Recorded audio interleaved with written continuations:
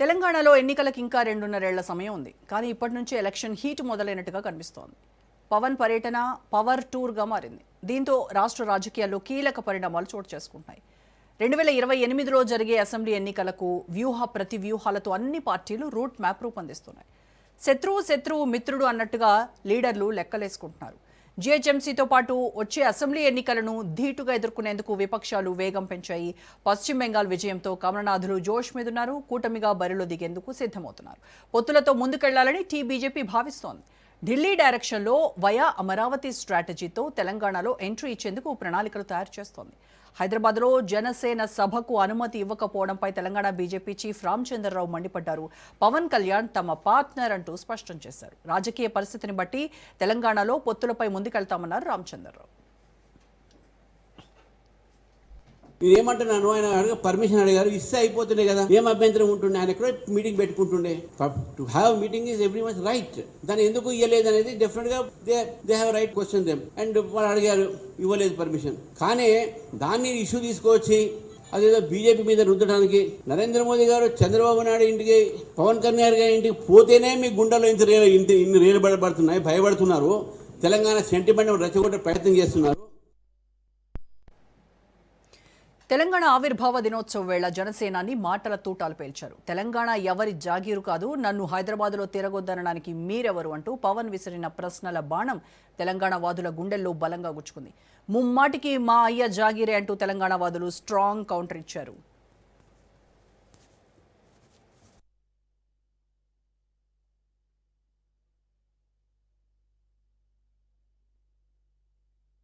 Mister Pawan Kalyan, ఇది మా అయ్య జాగిరే, మా తెలంగాణ ప్రజల అయ్య జాగిరే, 4 కోట్ల ప్రజల మనుషుల యొక్క అయ్య జాగిరే, నీ అయ్య జాగిరి కాదు. ఫస్ట్ గుర్తుపెట్టుకో. ఇలా ముందుగా బేషరతుగా క్షమాపణ చెప్పాలి. చనిపోయినటువంటి కళాకారుడు గద్దార్ గారికి, గద్దార్కు కారు కొనిచ్చినా అని చెప్పి చనిపోయిన వ్యక్తుల గురించి మాట్లాడడమే అప్రస్తుతం. ఇక్కడికి వచ్చి మాట్లాడేటప్పుడు ఇదేదో ఆషామాషిగా ఏర్పడ్డ రాష్ట్రం కాదు, ఇదేదో అనాయాసంగా వచ్చిన రాష్ట్రం కాదు. వేల మంది బలిదానాలతో రక్తంతో తడిసిన నేల ఇది తెలంగాణ. కాబట్టి ఇక్కడికి వచ్చినప్పుడు 1-2 సార్లు ఆలోచించుకుని మాట్లాడాలి. ఇంకొక ఆయన విభజించిన పద్ధతి నచ్చలేదంటాడు. ఇవన్నీ ఏంటంటే నాకు ఇష్టం లేదు తెలంగాణ ఏర్పడని సీదా చెప్పక ఉల్టా మాటలు ఎందుకు? ఇది బాగలేదు, అది బాగలేదు, మీ అయ్యే జాగీరా. నేను ఒకటి మాత్రం పవన్ కళ్యాణ్ గారు గుర్తుపెట్టుకోవాలి, తెలంగాణ భూమిపుత్రుల జాగీరే తెలంగాణ. ఇందులో ఎవరికి అనుమానం కూడా అక్కర్లేదు. ఈ నేల కోసం కష్టపడ్డ వాళ్ళు, ఈ నేల కోసం పోరాటాలు చేసిన వాళ్ళు, ఈ నేల కోసం త్యాగాలు చేసిన వాళ్ళు, నెత్తురుతో తడిచిన నేల ఇది. ముమ్మాటికి తెలంగాణ ఈ భూమిపుత్రులు, ఇక్కడున్న 4 కోట్ల మంది జాగీర్ ఇది. ఇక్కడికి వచ్చి ఆంధ్రప్రదేశ్లోనూ జనసేనాని కామెంట్స్ కాకరేపుతున్నాయి. వైఎస్ఆర్ మీపై కేసులు పెట్టమన్నారని నిరూపించగలరా అంటూ పవన్ కు కేవీపీ లేఖ రాశారు. రాజశేఖర రెడ్డి సీఎంగా ఉన్నప్పుడు మీపై ఎలాంటి కేసులు పెట్టలేదు, వైఎస్ఆర్ఏ కేసులు పెట్టమన్నారన్న ఆ పోలీస్ అధికారికి లై డిటెక్టర్ టెస్ట్ చేయాలని డిమాండ్ చేశారు కేవీపీ.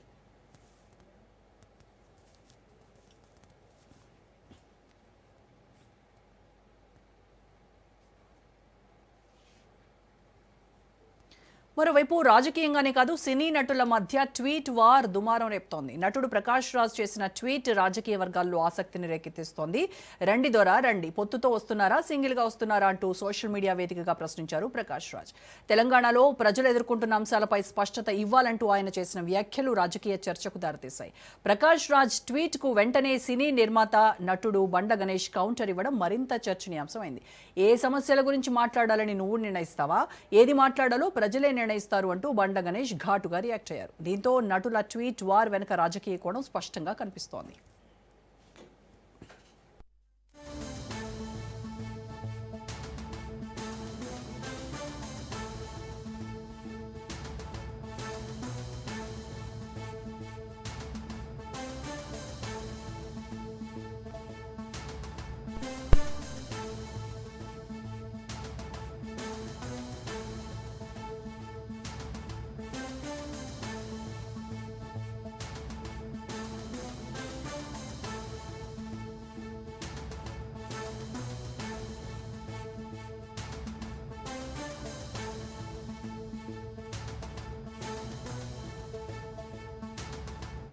రైట్, మొత్తానికి పొడుస్తున్న పొత్తు ఎవరికి కలిసి వస్తుందో చూడాలి. పవన్ క్యాంపెయిన్ ఏపీ కూటమి సపోర్టు తెలంగాణ బీజేపీకి మైలేజ్ ఇస్తుందా లేదా అన్నది రాబోయే రోజుల్లో తేలనుంది. ప్రస్తుతం అయితే తెలంగాణలో ఎన్నికల వాతావరణం భానుడి భగభగల కన్నా హీటెక్కిస్తోంది. ఇదే అంశంపై ఇవాళ మన డిబేట్లో కూడా మాట్లాడదాం.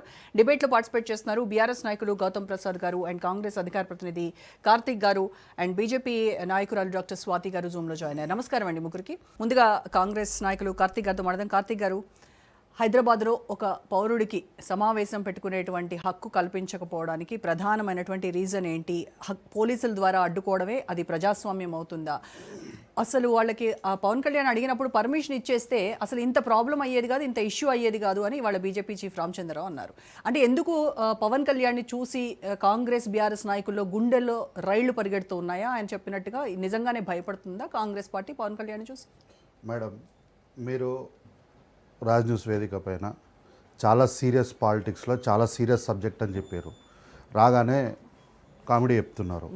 ఇది నిజంగా అన్యాయం మేడం. ఇట్లా ఆఫ్టర్ ఆల్ ఒక పవన్ కళ్యాణ్ చూసి after all Pawan Kalyan on the record you are saying that. ఇంకా నేను ఇంకా ఫ్లవరు పావలానేం అనలే. ఇంకా మర్యాద ఉంది కాబట్టి తెలంగాణ సమాజం పైన పవన్ కళ్యాణ్ అని సంబోధిస్తున్నా. దానికి ముందు ఆఫ్టర్ ఆల్ అని తలిగించిన. ఇక మీరు ఆన్ రికార్డ్ అని అంటే ఇంకా చాలా విషయాలు చెప్పాల్సి వస్తుంది. ఆఫ్టర్ ఆల్ పవన్ కళ్యాణ్ చూసి సరే తెలంగాణ గడ్డ మీద రాజకీయాలు ఏమైనా ఉండొచ్చు మేడం. ప్రజల విషయంలో ఎన్నికల నేపథ్యంలో రాజకీయ క్షేత్రంలో ఛాతీని ఛాతీ ఆనిచ్చి కొట్లాడతాం, అది వేరే విషయం. కానీ తెలంగాణ గడ్డ మీదకి వచ్చినప్పుడు ఎవరినైనా ఎదుర్కొంటాం. ఆ విషయంలో ఉద్యమాన్ని నడిపించినటువంటి కల్వకుంట్ల చంద్రశేఖరరావు గారి నాయకత్వంలో ఉన్న బీఆర్ఎస్ పార్టీ, అట్లాగే తెలంగాణ రాష్ట్రాన్ని ఏర్పాటు చేయడానికి సీమాంధ్రం నుంచి ముఖ్యమంత్రిగా ఉన్నటువంటి కిరణ్ కుమార్ రెడ్డిని సైతం ఎదిరించినటువంటి కాంగ్రెస్ పార్టీ, ఈ రాష్ట్రాన్ని ఏర్పాటు చేసినటువంటి కాంగ్రెస్ పార్టీ ఈ పవన్ కళ్యాణ్ని చూసి భయపడుతుంది అని అసలు మీకు అనిపిస్తుందా? ఎక్కడైనా ఉంటుందా అసలు ఎక్కడైనా? మరి ఎందుకు పర్మిషన్ ఇవ్వలేదు? పెట్టుకొని అయిపోయేది కదా. పవన్ కళ్యాణ్ అనే వ్యక్తి ఎక్కువనా? 4 కోట్ల ప్రజలనే సమాజం ఎక్కువనా? పెట్టుకునేది ఉండే రాబాయ్, నువ్వు గాడనే పెట్టుకునేది ఉండే. ఆంధ్రప్రదేశ్ వాడు ఉప ముఖ్యమంత్రివి కదా, గానే పెట్టేది ఉండే. నువ్వు గానే పెట్టుకునేది ఉండే. నీకు విధానమే నచ్చదు కదా. తెలంగాణలో ఆయన పార్టీని బలోపేతం చేస్తానని చెప్తున్నారు. తెలంగాణలో పార్టీ నిర్మాణానికి సంబంధించి కొన్ని మాట్లాడుకోవాలి, ఒక సమావేశం పెట్టుకోవాలి. అసలు నువ్వు తెలంగాణలో ఎవరివిరా అంటే మళ్ళీ నేను పార్టీ నిర్మాణం చేస్తా అంటున్నావు. నువ్వు అసలు నీకేం సంబంధం ఈడ? నువ్వు నయం ఇంకా నిన్న ఆయన మాట్లాడుకుంటూ తెలంగాణతోనే నాకున్న సంబంధం వేరు, అనుభవం వేరు, అనుభూతి వేరు అని మాట్లాడిండు. ఇంకా నయం నేను హైదరాబాద్లో పుట్టినా, ఏమంటారు మెదక్లో పుట్టినా, నిజామాబాద్లో పుట్టినా, కరీంనగర్లో పుట్టినా, పాలమూరులో పుట్టినా అని చెప్పలేదు. ఆయన అంటారు కదా నేను చీరాల్లో పుట్టినా, బాపట్లో పుట్టినా అని. రోజుకోతోన పుట్టకోతోన పుట్టినోడివి నువ్వు. నీకు తెలంగాణకి ఏం సంబంధం? నువ్వు ఏమన్నావు? తెలంగాణ ఏర్పాటుకు చేస్తే 11 రోజులు నేను ఉపవాసం ఉన్నా అంటే ఈరోజు విశ్లేషణ చెప్తున్నారు వీళ్ళు. ఏంది తెలంగాణ ఇచ్చినందుకు కాదంట, విధానం కంట, చేసిన తీరంట. తీరన్నప్పుడు మీ అన్న పార్లమెంట్లో కేంద్ర మంత్రి ఉండే కదా, చెంపలు వాళ్ళ కొట్టేది ఉండే. ఏం చేస్తున్నావురా నువ్వు పార్లమెంట్లో కూర్చొని? ఆ రోజు రాజీనామా చేసి ఆ రోజు తిరగబడేది ఉండే సీమాంధ్రుల ప్రకారము అని. దానికి వీళ్ళేమంటారు? ఆ విధానం నచ్చకనే ప్రజారాజ్యం విడిచిపెట్టి ఆయన బయటకు వచ్చేసి అందుకు రాలే. తెలంగాణ ఏర్పాటు విధానం నచ్చకైనా బయటికి రాలే. వాళ్ళన్న కాంగ్రెస్ పార్టీని మెర్జ్ చేయడం నచ్చక బయటికి వచ్చిండు. దానికి తెలంగాణకి ఏం సంబంధం లేదు.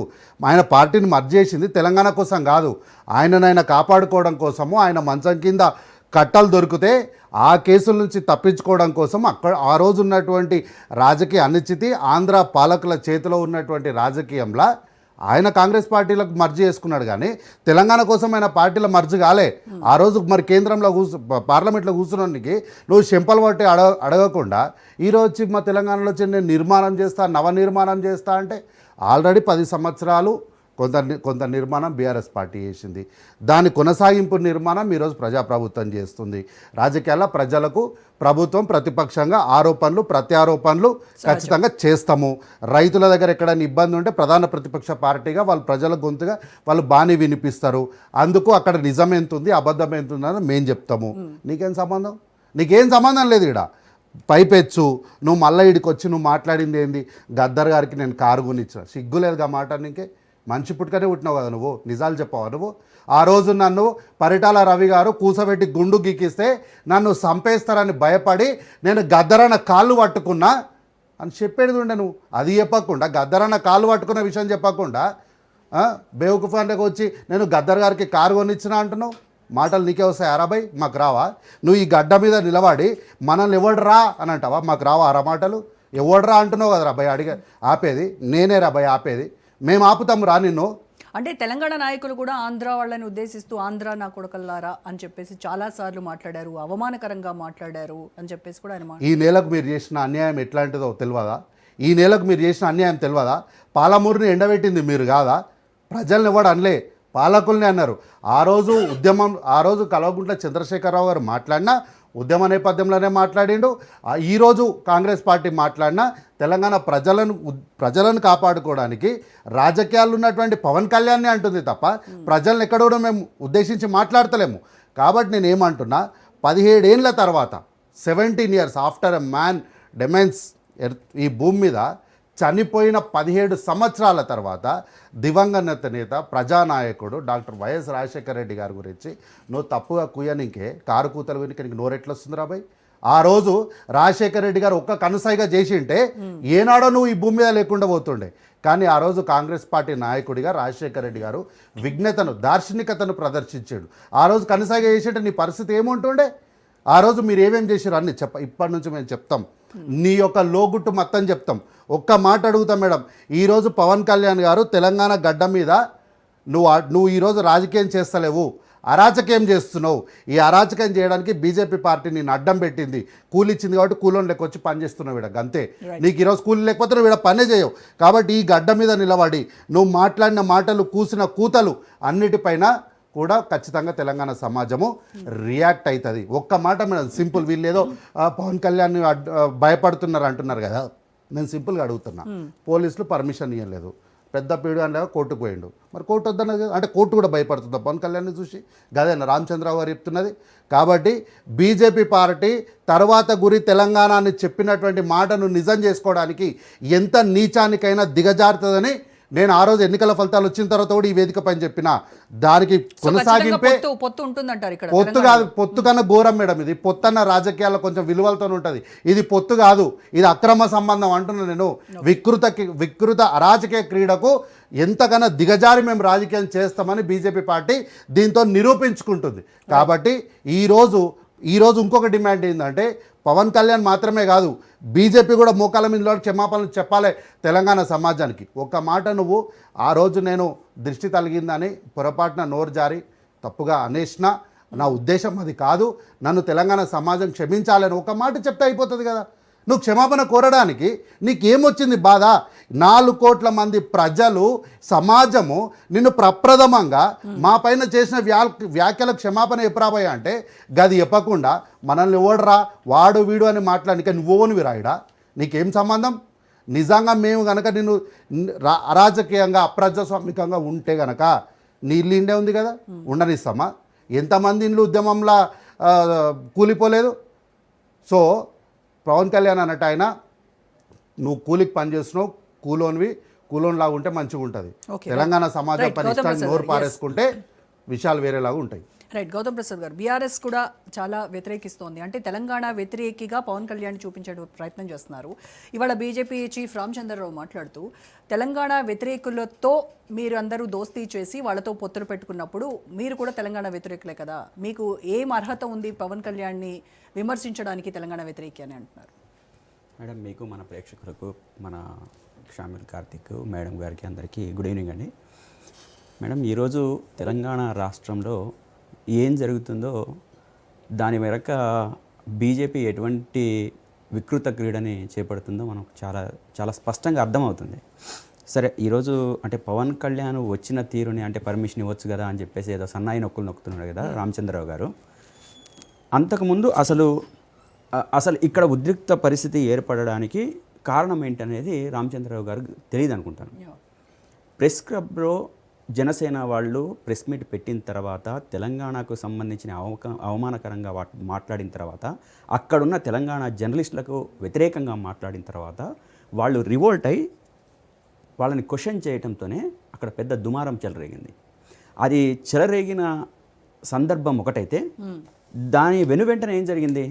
పవన్ కళ్యాణ్ గారు కోడి చెరువులో 10 ఎకరాల భూమిని కబ్జా చేశాడనే న్యూస్ వెంటనే బయటకు వచ్చింది. అది బయటకు వచ్చిన తర్వాత పరిస్థితులన్నీ ఒక్కసారిగా మారిపోయినాయి. మారిపోయిన తర్వాత ఈ తెలంగాణలో పరిస్థితులు అదేవిధంగా వాతావరణం మారిపోయిన తర్వాత మర్యాదగా పవన్ కళ్యాణ్ గారు ఏం చేయాల్సిందంటే అసలు 2వ తారీఖు నాడు పెట్టుకోవాల్సిన మీటింగ్ని వెంటనే అతను ఆప్ చేసుకోవాలి. మన తెలంగాణ ప్రజల్ని గౌరవించేది ఉంటే, మన తెలంగాణ ప్రజల ఆత్మగౌరవాన్ని ఆయన గౌరవించి ఉంటే, లేదా తెలంగాణ ప్రజల్నే గౌరవంగా చూడాలనే ఉద్దేశమే ఉంటే ఇమ్మీడియట్గా ఇటువంటి ఉద్రిక్త పరిస్థితుల నేపథ్యంలో నేను మీటింగ్ జరపడానికి నేను సంసిద్ధంగా లేను. అది నైతికం. అయితే నైతికంగా తను చేపట్టాల్సిన ఒక పని, కరెక్ట్, అది నైతిక బాధ్యత. అంటే ఎక్కడైనా సరే మనం ఒక ఉద్రిక్త పరిస్థితి ఉంది అని చెప్పేసానంటే మనం వెంటనే ఏం చేయాలి, అక్కడి నుంచి అరే ఆ పరిస్థితిలో మనం ఇంకా అంటే దాంట్లో మంటలో ఉప్పేయడానికి ప్రయత్నం చేయొద్దు, మనం కొంచెం ఆగుదామని చెప్పేసి ఆలోచించుకోవాలి. అంటే ఇంత హిందుత్వం గురించి మాట్లాడే నరేంద్ర మోడీ గారే నమాజ్ అనే సౌండ్ రాగానే దానికి గౌరవం ఇస్తూ నిలబడతాడు, ఆగుతాడు. అంటే స్పీచ్ ఇచ్చే సందర్భంలో తను ఆగే పరిస్థితి ఉంది. అంటే దాన్ని గౌరవించడం, తనకి ఇష్టం ఉండొచ్చు, ఇష్టం లేకపోవచ్చు, కానీ పరాయిమతిని గౌరవించాలనే ఒక ఉద్దేశంతో తన స్పీచ్ ఆపేస్తున్నాడు అనే సంగతి నీకు తెలీదా?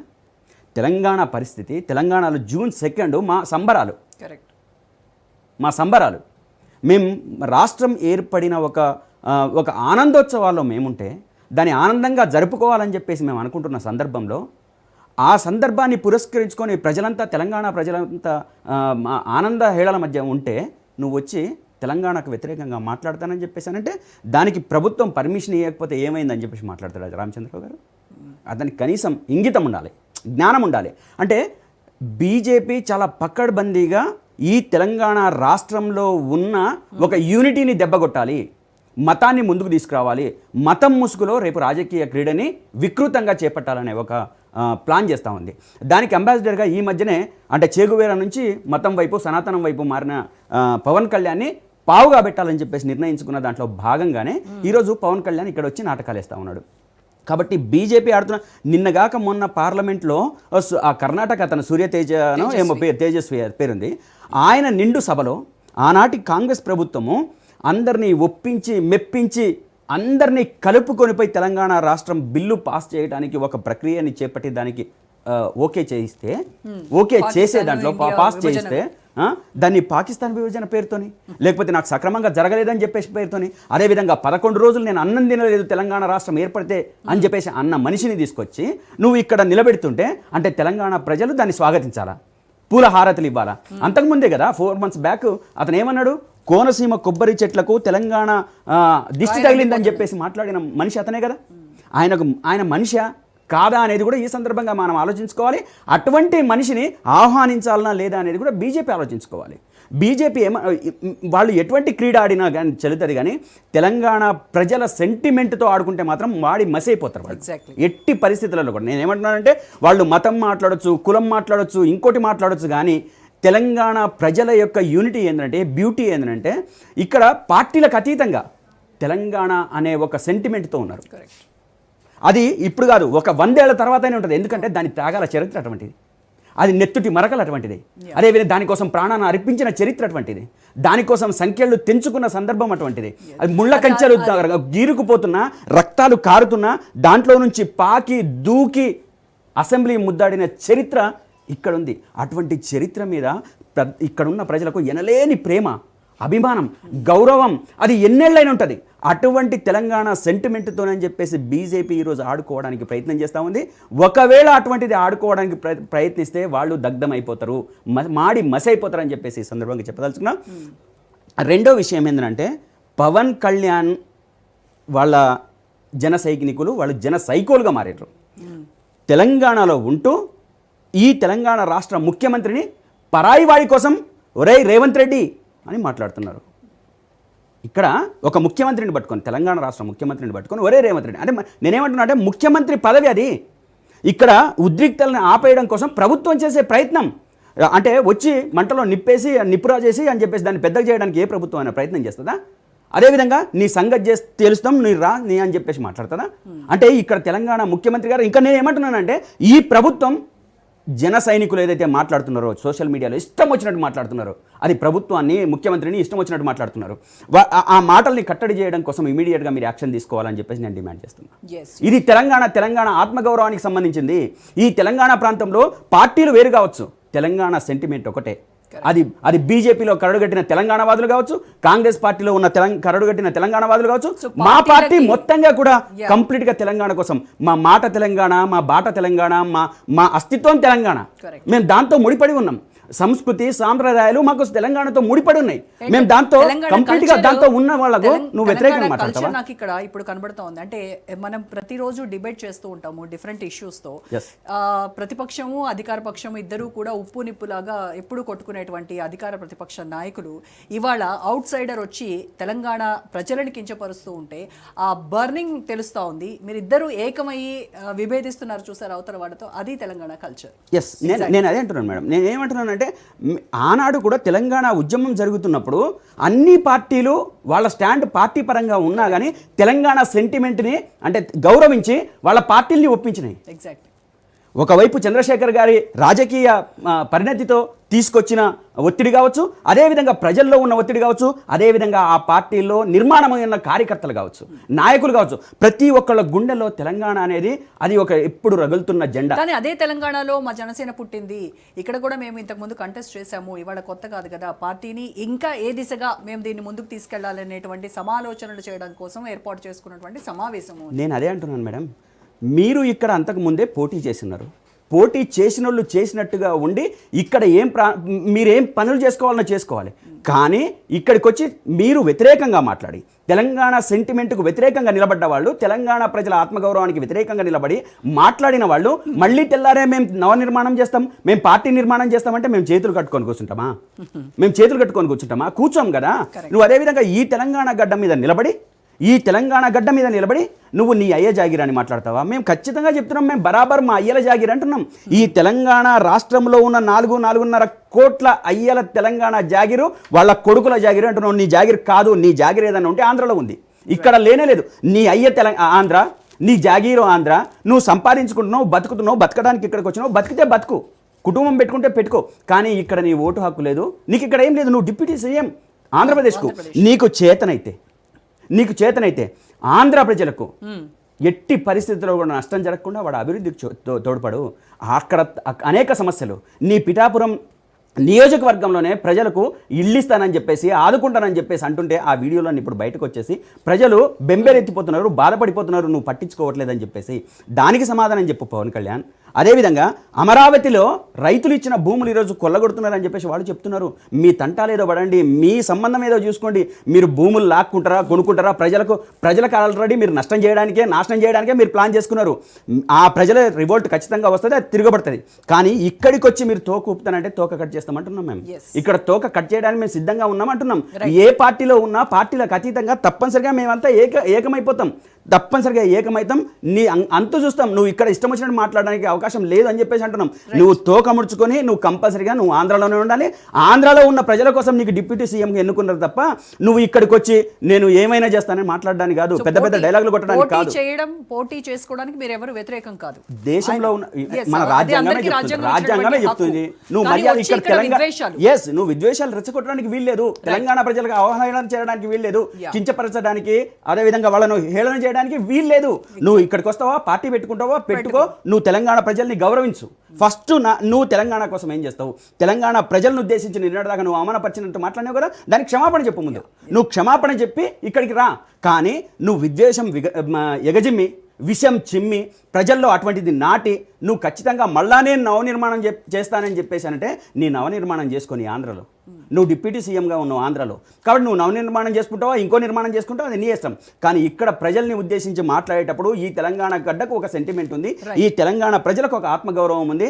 నువ్వు దాన్ని నేను తొక్కుకుంటూ పోతా, నేను ఇష్టం వచ్చినట్టు చేసుకుంటూ పోతా అని చెప్పేసానంటే ఖచ్చితంగా ఇక్కడ తెలంగాణ ప్రజలంతా తిరగబడతారన్న సంగతి గుర్తుంచుకో పవన్ కళ్యాణ్. ఇది చాలా సీరియస్గా చెప్తున్నాం. నువ్వు ఆంధ్రప్రదేశ్లో దూకినట్లుగా, అదేవిధంగా ఆంధ్రప్రదేశ్లో ఇష్టం వచ్చినట్టు మాట్లాడినట్టుగా, ఆంధ్రప్రదేశ్లో అరే తురే అని మాట్లాడినట్టుగా ఇక్కడ చెల్లదు పవన్ కళ్యాణ్ గారు. దయచేసి మీరు మీ మాటల్ని జాగ్రత్తగా ఉంచుకోండి, అదే విధంగా మీ ఒళ్ళు కూడా జాగ్రత్త పెట్టుకోండి. ఇది చాలా సీరియస్గా చెప్తున్నాం. బీజేపీ నాయకురాలు స్వాతి గారితో మాట్లాడదాం. స్వాతి గారు, తెలంగాణపై ఎవ్వరు దాడి చేసినా వదిలేటువంటి ప్రసక్తే లేదు అని చెప్పి ఇవాళ చాలా ఆగ్రహంతో చాలా ఉద్వేగంగా మాట్లాడారు బీజేపీ చీఫ్ రామచంద్రరావు గారు. మరి తెలంగాణకు సంబంధించి గతంలో చేసినటువంటి వ్యాఖ్యలు ఏవైతే ఉన్నాయో, లోక్సభలో అమిత్ షా గద్దర్ను గద్దార్ అని చెప్పి ఆయన సంబోధించినప్పుడు ఇక్కడ ఎవరూ తెలంగాణ బీజేపీ నాయకులు మాట్లాడలేదు, అప్పుడు సైలెంట్గా ఉన్నారు. తర్వాత తేజస్వి రీసెంట్గా ఆయన మాట్లాడినటువంటిది, ఇండియాను పాకిస్తాన్ను విభజించిన దానికంటే దారుణంగా తెలంగాణ విభజన జరిగింది అని ఆయన మాట్లాడినప్పుడు ఎవరూ మాట్లాడలేదు. కోనసీమ కొబ్బరికాయలు తెలంగాణ వాళ్ళ దిష్టి తగిలి ఎండిపోతున్నాయి అని పవన్ కళ్యాణ్ మాట్లాడినప్పుడు కూడా అందరూ మీరు సైలెంట్గా ఉన్నారు. పైపెచ్చు ఇవాళ బహిరంగంగానే పవన్ కళ్యాణ్ మా పార్ట్నర్ అని చెప్పేసినటువంటి రామచంద్రరావు మాటలు కూడా మనం విన్నాం. అంటే పవన్ కళ్యాణ్ని ఒక పావుగా వాడుకొని తెలంగాణలో ఏం సాధించాలని చూస్తోంది బీజేపీ? ఇప్పుడు మీరు 3 పాయింట్లు చెప్పారు, గద్దర్ గారిది ఒకటిను, అలాగే తేజస్వి సూర్యది ఒకటి, ఇది ఒకటి. బేసిక్ గా ఏంటంటే ఏదైనా ఒక విషయాన్ని ఎక్స్ప్రెస్ చేసినప్పుడు అసలు దాని ఉద్దేశాలని క్లియర్ గా మనం తెలుసుకునే రియల్ కాంటెక్స్ట్ ని మాట్లాడుంటే పర్వాలేదు, కానీ దాన్ని మార్చి రాజకీయంగా ఎవరికి అనుగుణంగా అవసరంగా మాట్లాడుకునేటటువంటి వాతావరణం ఇప్పుడు ప్రస్తుతంగా మనం సమాజంలో చూస్తున్నాం. ఇక్కడ ఇంకొక విషయం చెప్తానండి. ఈవేళ మనము పవన్ కళ్యాణ్ గారు ఇక్కడ సభ పెట్టడానికి వస్తున్నారు అని చెప్పి ఇప్పటి వరకు లేని విధంగా ఒక పెద్ద చర్చని మనం మీడియాలో చేస్తున్నాము, అలాగే లీడర్స్ అందరూ డిస్కస్ చేస్తున్నారు. నాకు ఒకే క్వశ్చన్, సరే ఈ టాపిక్ ను ఒక్క నిమిషం నేను హోల్డ్ చేసి ఒకే ఒక క్వశ్చన్ అడుగుతాను. ఇప్పుడు మనము ప్రతినిధులు అందరూ కూడా రెగ్యులర్ గా తెలంగాణలో చాలా ఇబ్బందులు చూస్తున్నారు. అంటే రైతుల ఇబ్బందుల్ని మనం చూస్తున్నాం, చాలా మంది రైతులు చనిపోతున్నారు, అలాగే రైతులు పండించినటువంటి పంటని కొనుక్కోలేని పరిస్థితి తెలంగాణలో చూస్తున్నాము. విద్యార్థులకి ఒక నిమిషం, మీరెవరు చాలా ప్రశ్నలు అడుగుతారు, ముందు మీరు సమాధానం చెప్పండి. ఫస్ట్ మీరు క్షమాపణ మాట్లాడండి. ఎఫ్సీఐ ఏం చేస్తుంది అంటున్నా, రైతుల విషయం ఎందుకు మీకు మాట్లాడే అర్హతనే లేదు, మీకు మాట్లాడే అర్హత లేదు అంటున్నా. కాదు, రైతుల గురించి మాట్లాడుతారు, ఎఫ్సీఐ గురించి చెప్పి మాట్లాడాలమ్మా. ముందు మీరు ఎఫ్సీఐ గురించి చెప్పండి. ఏంది ధైర్యమా మేడం? ధైర్యం గురించి మీరు మాట్లాడొద్దు, పిరికోళ్ళు మీరు మేడం. మీరు ధైర్యం గురించి మాట్లాడొద్దు అంటున్నా. మీరు ముందు క్షమాపణ చెప్పినాక చర్చలో పాల్గొనండి. క్షమాపణ చెప్పి చర్చలో పాల్గొనండి. మీరు క్షమాపణ చెప్పి చర్చలో పాల్గొనండి. నైతికంగా కొంచెమన్నా విలువలు ఉండాలి కదా. ఏంది ఏంది నిజం మాట్లాడుతున్నారు మీరు? ఎఫ్సీఐ గురించి చెప్పు ముందర. నిజం ఏంది ఎఫ్సీఐ గురించి చెప్ప అంటున్నా. రైతులు ఈరోజు గోసపడడానికి ఎఫ్సీఐ కారణం కదా? అసలు ఉండరు ఉండాలంటున్నా. ముందు మీరు క్షమాపణ చెప్పండి. చెప్పండి స్వాతి గారు, చెప్పండి. ఓకేనా? ఇక్కడ తెలంగాణలో రైతులు చనిపోతున్నారు, ఉద్యోగాల అవకాశాలు లేక పిల్లలు అనవసరపు అలవాట్లకి వెళ్ళి జీవితాన్ని నాశనం చేసుకుంటున్నారు. రిటైర్డ్ టీచర్స్ కి ఒక నిమిషం, ఇది కూడా దానికి సంబంధించిందే, ఇది కూడా తెలంగాణ ఆత్మగౌరవం, ఇది కూడా తెలంగాణ ఆత్మగౌరవం, అసలైన తెలంగాణ.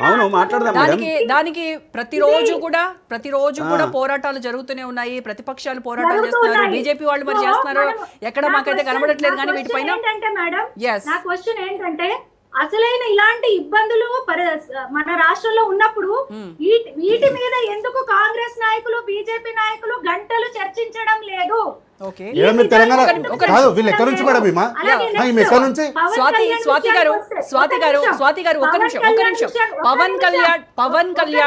పవన్ కళ్యాణ్ మాట్లాడినటువంటి వ్యాఖ్యల్ని మీరు సమర్థిస్తున్నారా? మీ అయ్య జాగిరా అని ఆయన మాట్లాడినటువంటి మాటల్ని బీజేపీ స్వాగతిస్తుందా? డైరెక్ట్ క్వశ్చన్ స్వాతి గారు, ప్లీజ్ డైరెక్ట్ గా అడుగుతున్నాను. బీజేపీ స్వాగతిస్తుందా? పవన్ కళ్యాణ్ వ్యాఖ్యల్ని సమర్థిస్తుందా? మీరు చెప్పండి.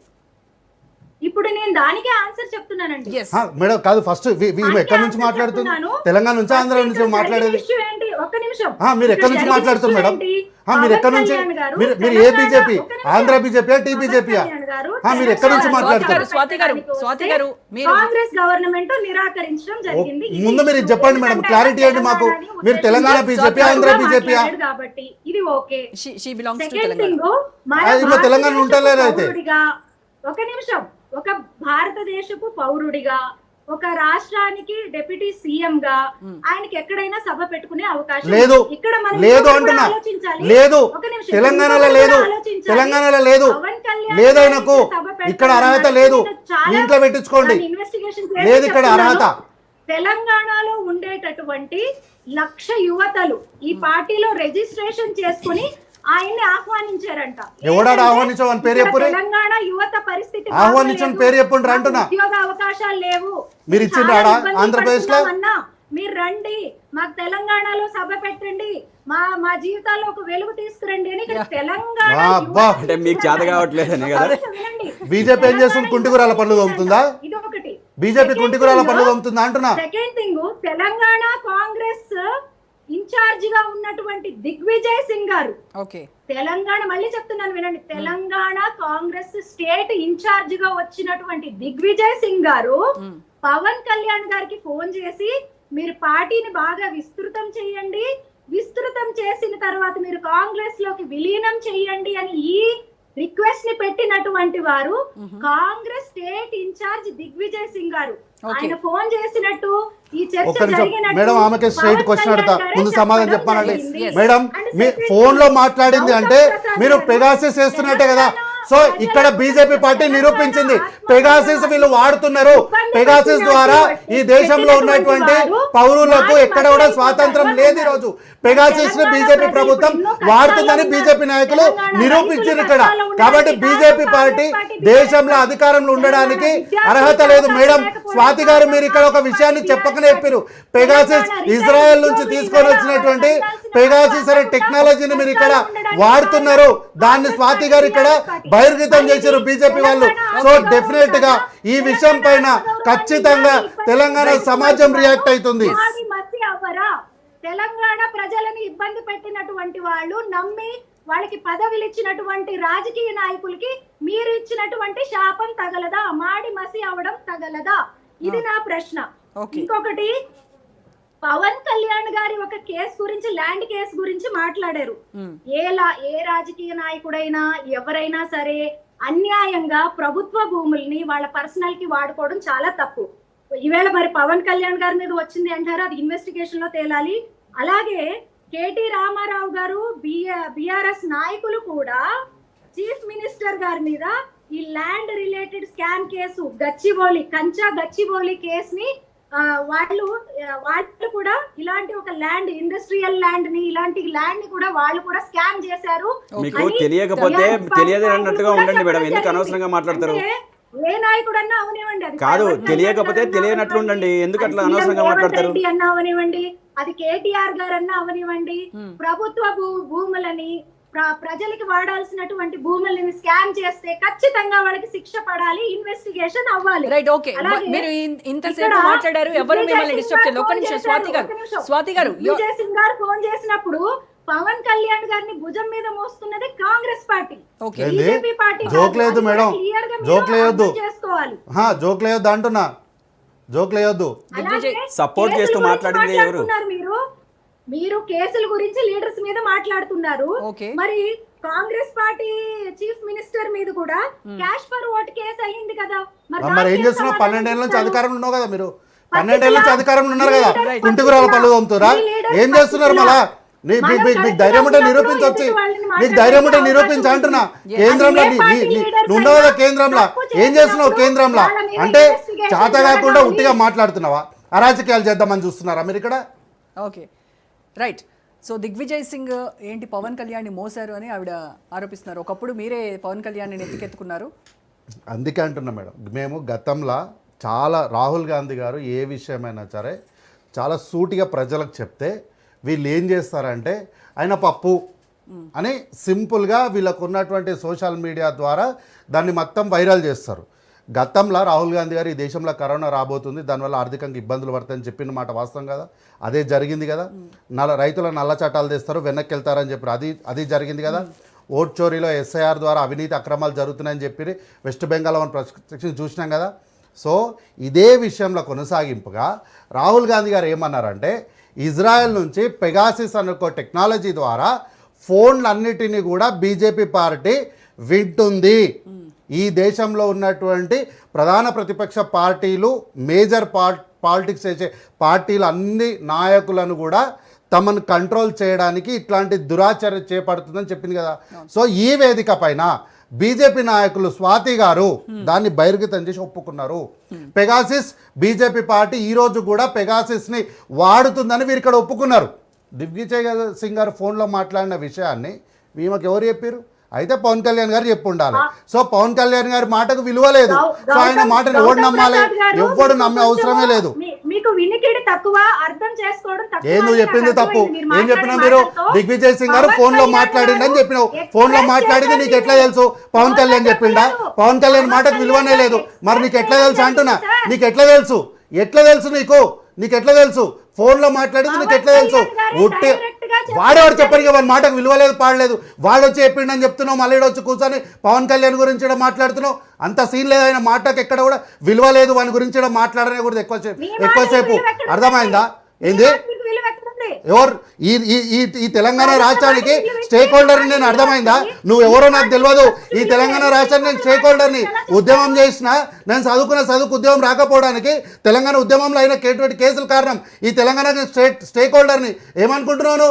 నువ్వెవరని అడుగుతున్నాను? అసలు మీరెవరు మాట్లాడారు? ఇంకే బీజేపీ పార్టీకి స్థానమే లేదు.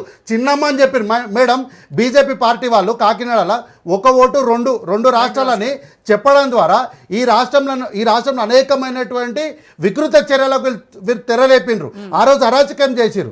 పవన్ కళ్యాణ్ గతంలో నాకు చెగోవీరా రాజకీయాల్లో చెగోవీరా ఆదర్శం అన్నాడు. తర్వాత నా బిడ్డ క్రిస్టియన్ అబ్బా అన్నాడు.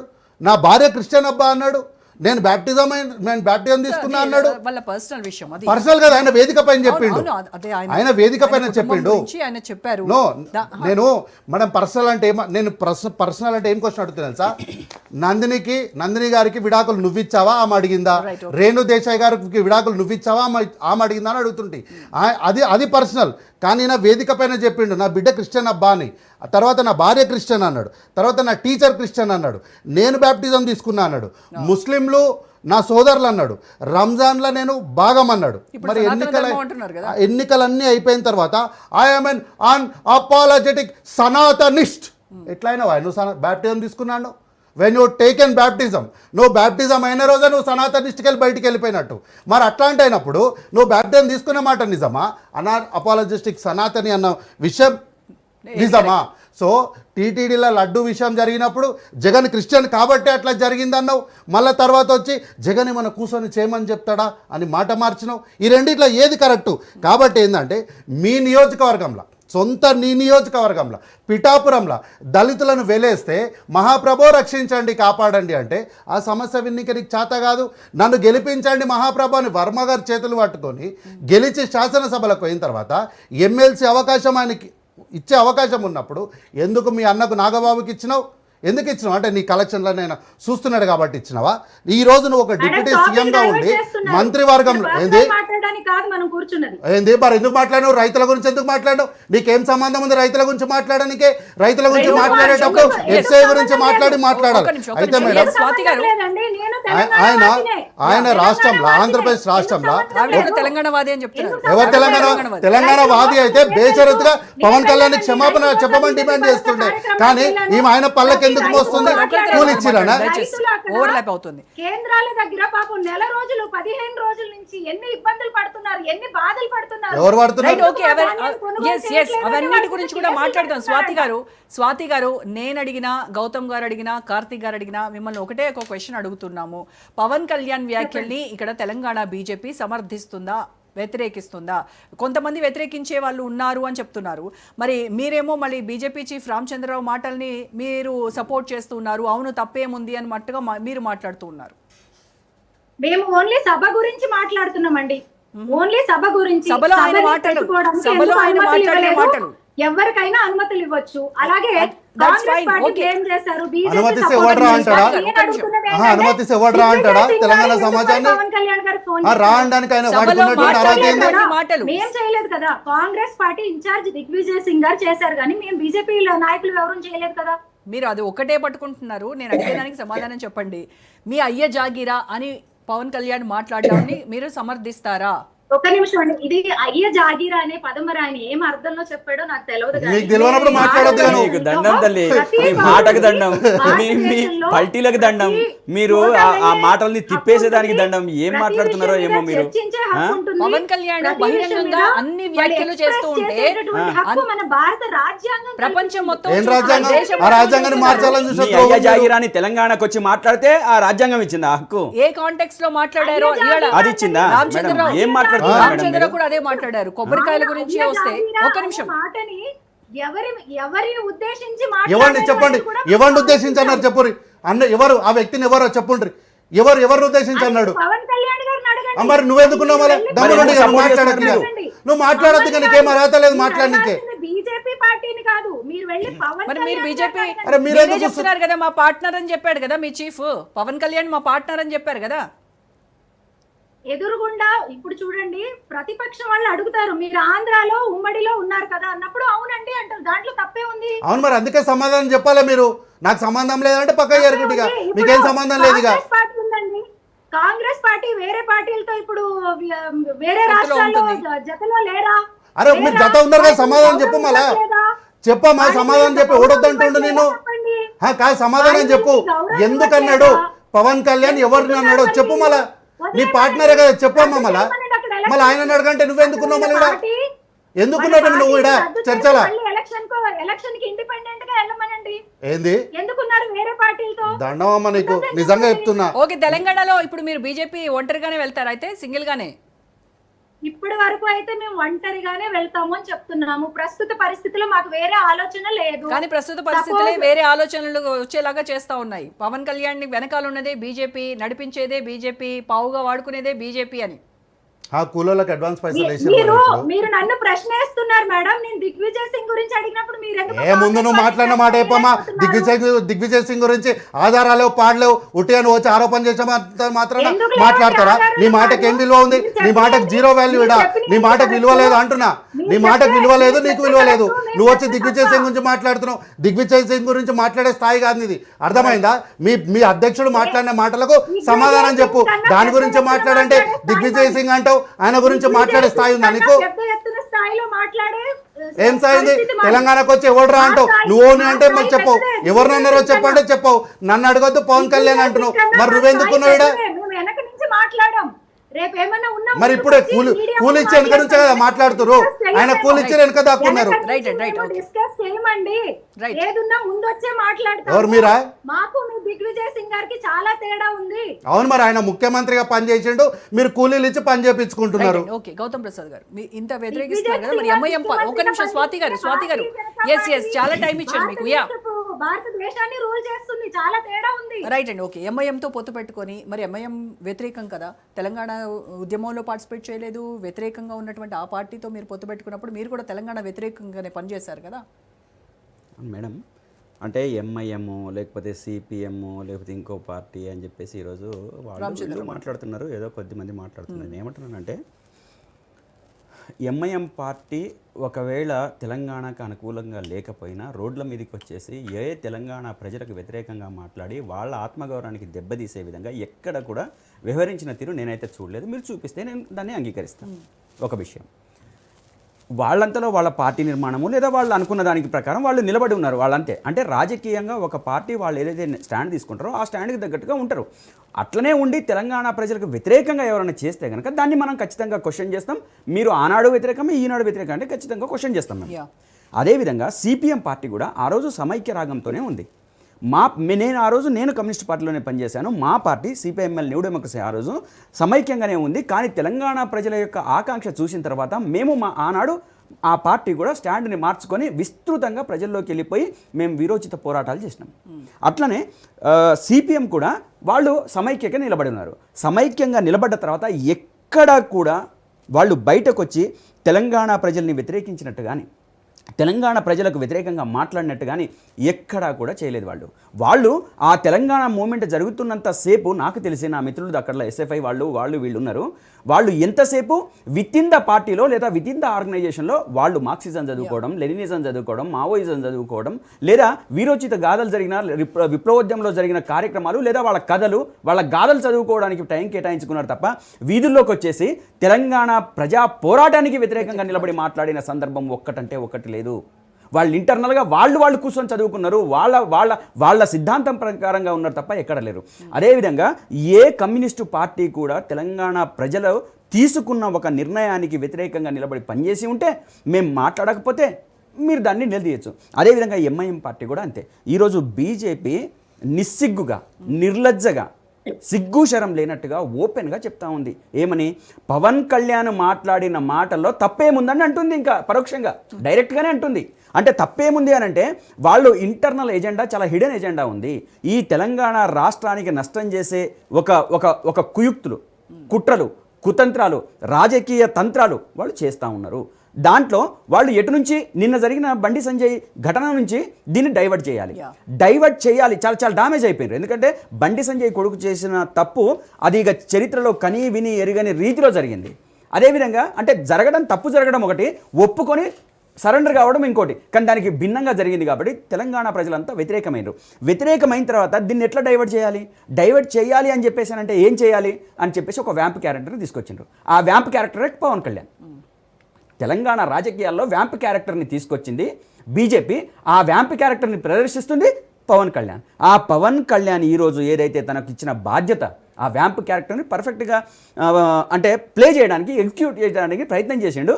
కానీ ఇక్కడ తెలంగాణ ప్రజలు చాలా చైతన్యవంతులు. చైతన్యాన్ని ప్రదర్శించేటప్పటికంటే బూమరాంగ్ అయింది. ఆ బూమరాంగ్ అయిన దాన్ని ఎట్లా సమర్థించుకోవాలి, ఏ రకంగా దీన్ని మళ్ళీ ఎగ్జిక్యూట్ చేయడానికి ప్రయత్నం చేయాలని చెప్పేసి అనే దాంట్లో భాగంగా ఈరోజు రామచంద్రరావు గారి ప్రెస్ మీట్ చూడాలి. అంటే సన్నాయి నొక్కులు అంటే మీరు మీటింగ్కు పర్మిషన్ ఇస్తే బాగుండేది కదా, ఉండేది కాదు కదా అని చెప్పేసి ఇంత నిస్సిగ్గా, ఇంత నిర్లజ్జన తెలంగాణ ప్రజల పట్ల నీకు ఉండాల్సిన బాధ్యత ఏంది? అసలు వీళ్ళ చేష్టలు ఎట్లుంటాయంటే తేజస్వి సూర్య యాదవ్ అక్కడ మాట్లాడతాడు, అక్కడే ఉన్న బీజేపీ కిషన్ రెడ్డి కేంద్ర మంత్రి గారు దాని గురించి ఖండించారు. అక్కడ ఏమంటారు, ఇక్కడ ప్రెస్ మీట్ పెట్టాడు, అప్పుడే సారీ చెప్పిండు కదా. సారీ చెప్పలేదు ఆయన మాటల్ని సమర్థిస్తూ మాట్లాడిండు. అదే పార్లమెంట్లో తేజస్వి సూర్య మాటల్ని సమర్థిస్తూ కిషన్ రెడ్డి మాట్లాడిండు. కానీ నాకు సారీ చెప్పిండు అంటే నిండు సభలో అందరి ముందేమో తెలంగాణ ఆత్మగౌరవానికి వ్యతిరేకంగా మాట్లాడినారు. బిల్లు పెట్టిన దానికి మీరు కూడా సపోర్టే కదా నాయన. బీజేపీ పార్టీ మీరు కూడా చిన్నమ్మ పెద్దమ్మ అని చెప్పి సపోర్టే కదా. మరి మీకు అవమానపరుచుకుంటారా? మీరు కూడా దాంట్లో ఉన్నారు కదా, మీరు కూడా ఓట్లో పాల్గొన్నారు కదా. కాంగ్రెస్ పార్టీ ఆ రోజు పెట్టిన దాంట్లో మేము ఉన్నాం, మీరు ఉన్నారు. అదేవిధంగా బీజేపీ అన్ని పార్టీలు ఉన్నాయి కదా. అన్ని పార్టీలు భాగమైన ఒక చట్టపరమైన ఒక నిర్ణయం తీసుకున్న దానికి భిన్నంగా దాన్ని అగౌరవపరిచేటట్లు, అవమానపరిచేటట్టు, హేళన చేసేటట్టు మాట్లాడితే మీకు సిగ్గుశరం లేదా బీజేపీ వాళ్ళకని అడుగుతున్నాను నేను. ఉంటే మీరు ఈ రకంగా మాట్లాడరు. ఒకవేళ ఉంటే మీరు ఈ రకంగా మాట్లాడరు. దాన్ని అరే మా వైపు నుంచి తప్పు జరిగింది, ఇది సరిదిద్దుకొని నేను తెలంగాణ ప్రజల్లో మళ్ళీ నేను నిలిచి గెలవాలి అని చెప్పేసి అనుకోవాలి తప్ప అవును అని చెప్పేసి మాట్లాడితే తన్ని తరిమేస్తారు అంటున్నా నేను.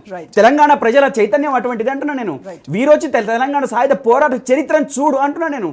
అటువంటి చరిత్రను చూడకపోతే నువ్వు మషమైతావు, నశమైతావు, దగ్ధమైతావు, బూడిదైతావు అని చెప్పేసి అంటున్నా నేను. స్వాతి గారు ఫైనల్ గా కన్క్లూడ్ చేయండి.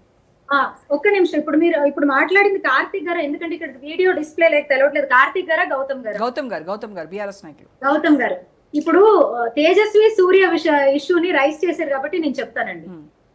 తేజస్వి సూర్య చెప్పింది ఏంటంటే ఒకప్పుడు స్వతంత్ర పోరాటం తర్వాత భారతదేశము తేజస్వి సూర్య ఏం చెప్పాడో పార్లమెంట్ లో డైరెక్ట్ గా లైవ్ లో చూసాము. చెప్పారో కూడా తెలుసు. ఏ కాంటెక్స్ట్ చెప్పారు అనేది నేను చెప్తున్నా. ఇక్కడ దాన్ని మార్చి చెప్తున్నారు కాబట్టి చెప్పాల్సిన బాధ్యత నాది. ఓకే అక్కడ ఏం జరిగిందంటే ఆ టైంలో డివైడ్ అయ్యేటప్పుడు చాలా మంది చనిపోవడం జరిగింది.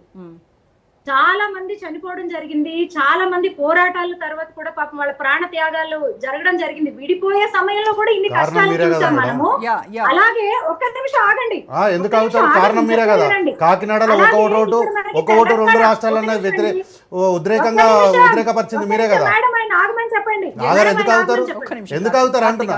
మీరు అబద్ధాలు చెప్తుంటే మాట్లాడేటప్పుడు చాలా ఓపికతో చాలా ఉండాలి. మీరు స్వాతి గారు కన్క్లూడ్ చేయండి, టైం లేదు.